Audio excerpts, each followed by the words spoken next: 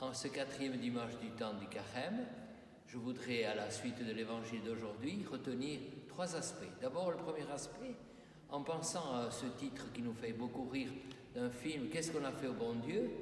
C'est quand on demande à Jésus, quand devant l'aveugle-né, qui a péché, lui ou ses parents? Et Jésus donne une réponse définitive, ni lui ni ses parents.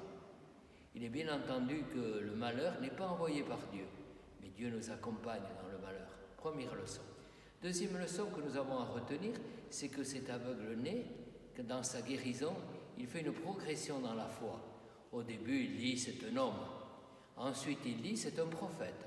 Ensuite, il dit, c'est celui dont on est devenu disciple. Et enfin, il dit, en s'inclinant, se prosternant devant lui, oui, Seigneur, je crois. Nous aussi, nous sommes toujours dans le cheminement de notre foi. En ce temps de carême, nous sommes toujours en lien avec les catéchumènes qui se préparent au baptême, à la confirmation, à l'Eucharistie. Et eux-mêmes, tout au long du carême et tout au long du temps de préparation, ils ont cheminé dans la foi. Ils ont approfondi la foi.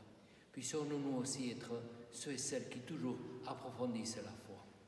Quelle que soit l'attitude dans laquelle est la nôtre, nous avons toujours à progresser, à accueillir de mieux en mieux ce cadeau que Dieu fait homme, qui vient nous guérir de tous nos aveuglements. Car le 3e élément qui nous est proposé en ce dimanche, pour moi et pour toute l'Église, pour tous les baptisés, c'est que nous recevons le regard de Jésus, cette lumière de Jésus, ce regard qui voit d'abord le plus faible, le plus petit. Dans la première lecture, nous verrons le choix de David.